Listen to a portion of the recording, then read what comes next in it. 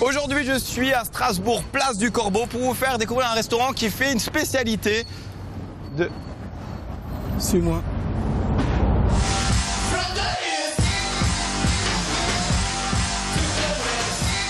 Je suis avec Nicolas Sox, propriétaire de Copain comme Cochon, ici à Strasbourg. Comment ça va, Nicolas? Écoute, ça va très bien. Ravi de vous accueillir aujourd'hui et on est au top. Alors, première question, pourquoi avoir appelé le restaurant comme ça?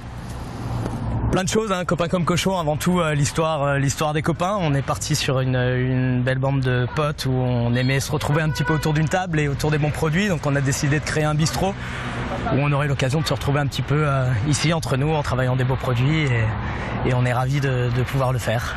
Alors, est-ce que vous cuisinez ici exclusivement du cochon?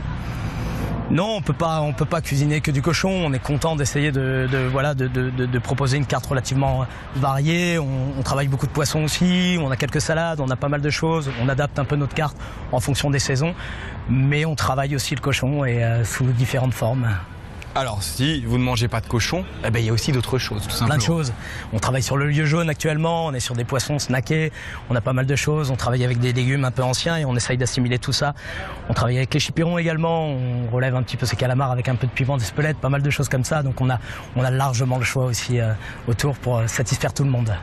Alors, t'as pas peur qu'avec le temps, t'épuises un petit peu, ce que je te souhaite, que le restaurant dure très longtemps, mais que t'épuises toutes les recettes avec le cochon en ayant appelé le restaurant Copain comme Cochon? Non, parce que tous les jours, on essaye de travailler un peu différemment, on essaye de trouver des producteurs, on travaille avec Emmanuel Chavassieux au niveau de la saucisse, on travaille plein de choses, on essaye de trouver un peu des races de viande, on a des noirs de Bigorre qui sont rentrés. Donc voilà, tous les jours, on essaye de se remettre un peu en question et de retravailler un peu cette carte et donc de rentrer de nouvelles variétés de cochons, de les transformer, de les travailler différemment. Et avec l'équipe de la cuisine, on arrive à faire tout ça et donc non, pas peur de ça. Même pas peur, quoi. Même pas peur. Bon, moi je vais aller faire même pas peur en cuisine et voir comment ça se passe. À tout à l'heure.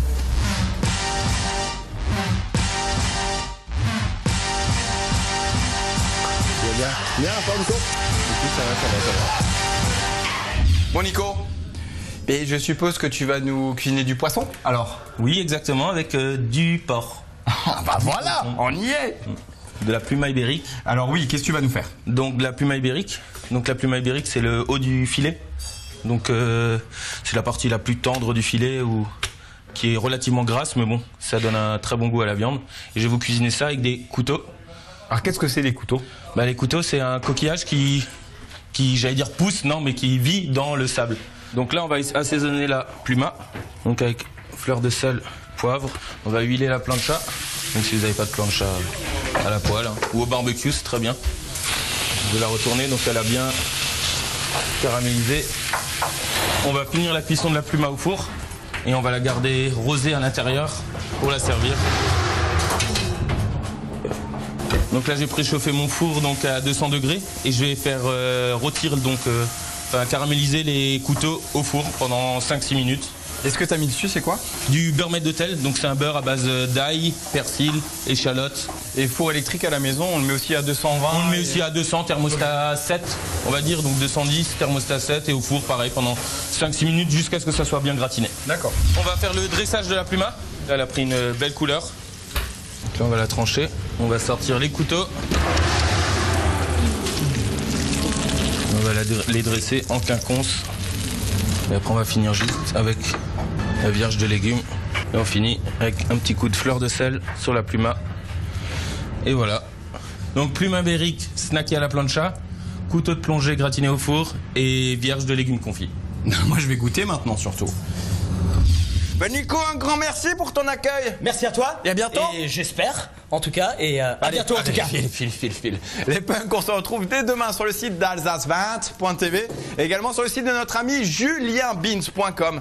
Et à Strasbourg ici, vous connaissez le mot de la fin. Et surtout, ne soyez